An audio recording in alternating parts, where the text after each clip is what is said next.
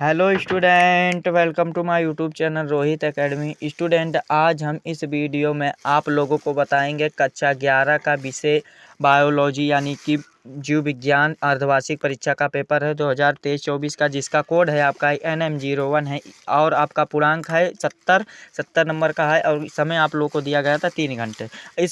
ये पेपर आप लोगों के बहुत इंपॉर्टेंट है। इस पेपर का हम आप लोगों को संपूर्ण हल के साथ इस वीडियो में बताएंगे और समझाएंगे। चलिए बिना देरी किए शुरू करते हैं। इस वीडियो में आप लोगों को 20 MCQ यानी कि 20 बहुविकल्पीय प्रश्न देखने को मिलेगा। खंड हमारा यहाँ से खंड आ स्टार्ट होता है, जिसमें से प्रत्येक यानी कि हमारा पहला क्वेश्चन यहाँ पर है। पहला मतलब बहुविकल्पीय प्रश्न से स्टार्ट होता है। पहला क्वेश्चन इसमें है कि एंजाइम की रासायनिक प्रकृति यानी कि स्वभाव है, यानी कि क्या है। हमारा ऑप्शन आ है वसा, कार्बोहाइड्रेट, हाइड्रोकार्बन और प्रोटीन। तो वो एंजाइम का रासायनिक स्वभाव क्या होता है? प्रोटीन होता है। हमारा दा वाला ऑप्शन राइट होगा है, ठीक। फिर दूसरा क्वेश्चन है कि मछलियों का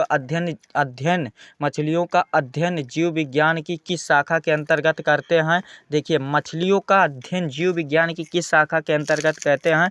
तो इचिथियोलॉजी यानी कि इचिथियोलॉजी। तो इसमें दिखाई नहीं दे रहा है, तो देखिए आप लोग इसका मतलब बा वाला ऑप्शन लगा सकते हैं, यानी कि या बा वाला ऑप्शन लगा सकते हैं। एक बार इसको देख लीजिएगा, लेकिन इसमें जो ऑप्शन दिया जाएगा इचिथियोलॉजी दिया जाएगा। मछलियों का अध्ययन को क्या कहते हैं? इचिथियोलॉजी। बा वाला हमारा यहाँ पर ऑप्शन लगा सकते हैं आप।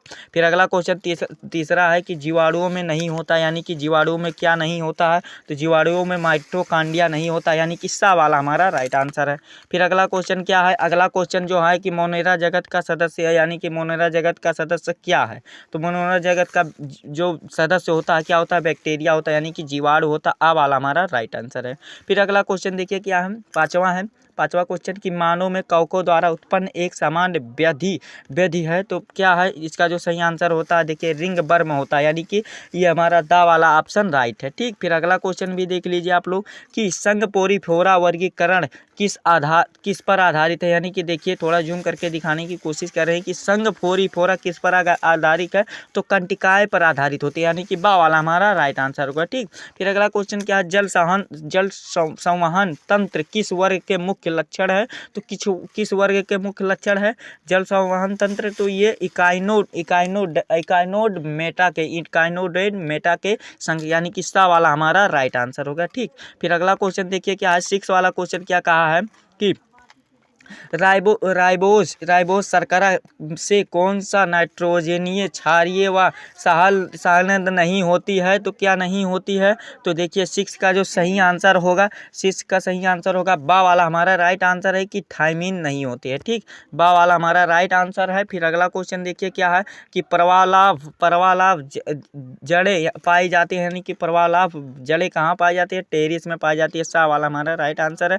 फिर अगला क्वेश्चन है हमारा कि देखिए पक्षियों में वायु कोष सहायक होते हैं, पर पक्षियों में वायु कोष किसके सहायक होते हैं? तो ये देखिए क्या होता है, तो इसका जो सही आंसर होगा वायु कोष किसके सहायक होते हैं? यहाँ पर देख सकते हैं कि शरीर के गर्म कर रखने के या ताप को नियंत्रण रखने, तो शरीर के भार कम करने के या वृद्धि परिसंचरण के। तो ये एक बार इसको देख लीजिएगा, ठीक। वैसे तो सही रहेगा, कोई भी मतलब सही रह सकता है, मतलब एक बार इसको देख लीजिएगा। 8 वाला हमें कमेंट करके जरूर बताइएगा कौन सा सही रहेगा। ये आप लोगों का लिए समझ लीजिए एक प्रकार का होमवर्क है, ठीक। फिर अगला क्वेश्चन है प्रकाश संश्लेषण के लिए आवश्यक शर्तें हैं। प्रकाश संश्लेषण के लिए ये सभी शर्तें, यानी कि कार्बन डाइऑक्साइड भी है, प्रकाश एवं उचित तापक्रम भी है, और परहरित एवं जल भी है, यानी कि सभी। ये दा वाला हमारा राइट ऑप्शन हो जाएगा, ठीक। फिर अगला क्वेश्चन क्या है कि निम्नलिखित में से किस पादप के फ्लोएम को कोशिकाएं नहीं होती है? तो साइकस की नहीं होती है। ए वाला हमारा राइट आंसर है। फिर कैस्पोरियन पट्टी पाई जाती है। कैस्पोरियन पट्टी कहाँ पाई जाती है? तो त्वचा में पाई जाती है, ठीक, यानी कि सा वाला हमारा राइट आंसर है। फिर अगला है मेढक एक क्या है? मेढक एक मांसाहारी है, यानी कि आ वाला हमारा राइट आंसर है, ठीक। फिर देखिए 13 वाला क्वेश्चन क्या है? उस विकार यानी कि एंजाइम का नाम लिखिए जो बेकरी उद्योग में होता है। तो बेकरी उद्योग में क्या होता है? तो इसका जो सही आंसर हो जाएगा सा वाला जाइमेज होता है, यानी कि सा वाला हमारा राइट आंसर है। फिर अगला क्वेश्चन है नई कोशिकाओं का निर्माण होता है, यानी कि नई कोशिकाओं का निर्माण कब और कहाँ होता है? तो देखिए जो नई कोशिकाओं का निर्माण होता है वो जीवाणु किण्वन से होता है, जीवाणु किण्वन से होता है वाला हमारा राइट आंसर है। डीएनए नहीं, डीएनए में नहीं होता है।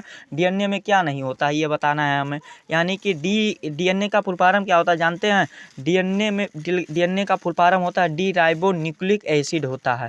तो डीएनए में क्या नहीं होता, इसका जो सही आंसर होगा सा वाला। यहाँ पर नीचे भी ऑप्शन कुछ आप लोगों को देखने को मिलेगा, न्यूक्लियरा नहीं होता, यानी कि हमारा सा वाला ऑप्शन राइट है। मेढक में श्वसन होता है, मेढक में श्वसन सभी के द्वारा होता है, मुख गुहा भी होता है, फुफ्फुस भी होता है और त्वचा द्वारा भी, यानी कि ये सभी डी वाला हमारा राइट आंसर है। ठीक, फिर अगला क्वेश्चन है वो कोशिकाएं कौन सी है जिनमें सेंट्रियोल नहीं होता है, तो वो कोशिकाएं कौन सी है? तो एक बार इसको देख लीजिएगा। वैसे तो अस्थ कोशिका, मतलब वैसे तो आप लोग अस्थ कोशिका ये वाला हो सकता है, एक बार इसको देख लीजिएगा कन्फर्म, फिर हमको बता दीजिएगा। ठीक, फिर 18वां क्वेश्चन है वह हार्मोन जो हृदय स्पंदन उद्दीपित करता है, यानी कि कौन सा हार्मोन्स है जो हृदय स्पंदन को उद्दीपित करता है, यानी कि नियंत्रण करता है? तो इसका जो सही आंसर होगा एड्रेनालिन, ये हमारा बा वाला ऑप्शन राइट है। ठीक, फिर अगला क्वेश्चन है अमोनिया से यूरेरिया का संश्लेषण कहाँ होता है? मूत्राशय में होता है। ठीक, फिर अगला क्वेश्चन हमारा है C4 चक्र में प्रथम C4 चक्र में प्रथम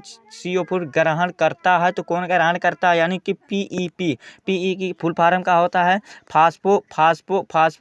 फास्फोनेल फूपरेट होता है, यानी कि डी वाला हमारा इसका राइट आंसर होगा। इस प्रकार से हमारा 20 MCQ तो 20 आंसर आप लोगों को यहाँ पर कंप्लीट करा दिया और बता दिया। ठीक, खंड बा यहाँ से हमारा स्टार्ट होता है, जिसमें से आप लोगों का, यानी कि खंड बा यहाँ से स्टार्ट होता है, जिसमें से आप लोग को क्वेश्चन पूछे गए हैं, जिसका हमें उत्तर पुस्तिका में इसका आंसर लिखना होगा। देखिए क्या लिखा गया है कि जीव जंतु विज्ञान के जनक कौन है? जंतु विज्ञान के जनक कौन है? तो ये इसका जो आंसर होगा अरस्तु है। जंतु विज्ञान के जनक कौन है? अरस्तु। जैव विविधता से आप क्या समझते हैं?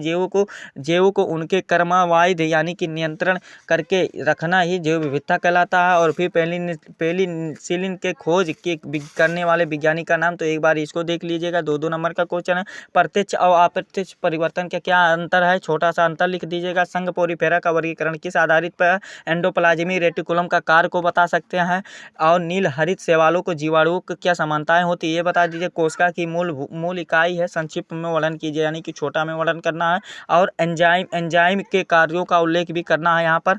फिर क्या है कि राइबोसोम की संरचना बना देना और कार्य का वर्णन करना है। 4 नंबर यहाँ से प्राप्त कर सकते हैं आप लोग। फिर ऑक्सीशोषण और मुख्य चरण कौन कौन से हैं, यहाँ कहाँ संपन्न होती है? 5 नंबर में अथवा करके दिया गया। जातियों की संकल्पना को विस्तार से समझाइए। अगर आपको ऊपर वाला नहीं आ रहा तो नीचे वाला कर सकते हैं। फिर अगला क्वेश्चन हमारा है कि निम्नलिखित को आर्थिक महत्व का वर्णन कीजिए। 5 नंबर में पूछा गया है। फिर अगला क्वेश्चन देखिए क्या है, अथवा यानी कि आर्थिक महत्व को लिखना है। पहला है कवक है, फिर टेरिडोफाइट्स है, फिर अथवा करके भी दिया गया है इसमें 5 नंबर में। शैवाल एवं जिम्नोस्पर्म के आर्थिक महत्व को टिप्पणी लिखिए। फिर ये वाला अगर कर सकते हैं तो कर लीजिएगा, नहीं तो ऊपर वाला भी कर सकते हैं, दोनों का। ठीक, फिर 6 का है हमारा कि उभयचर वर्ग के प्राणियों के मुख्य लक्षणों का उल्लेख कीजिए। इस वर्ग के गण को तक उनके लक्षणों एवं उदाहरणों को सहित वर्गीकरण। 5 नंबर में ये पूछा गया। अथवा करके भी पुष्पकरण की परिभाषा दीजिए और पुष्प के विभिन्न पुष्पों के आधार पर ये अगर 5 नंबर में है तो ये लोग भी तैयार कर लीजिएगा। इसको भी हस्तांतरण RNA यानी कि रेंडो एसिड RNA है। क्या है कि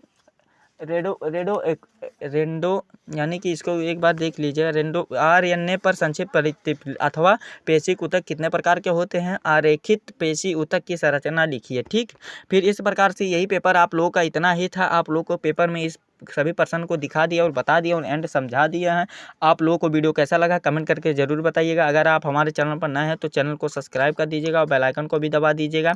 और इस वीडियो को कक्षा 11 के सभी विद्यार्थियों के पास सेंड जरूर कीजिएगा, शेयर जरूर कीजिएगा इसका लिंक। और मिलते हैं नेक्स्ट वीडियो में नेक्स्ट टॉपिक के साथ। तब तक के लिए जय हिंद, जय भारत, जय हिंद, जय भारत।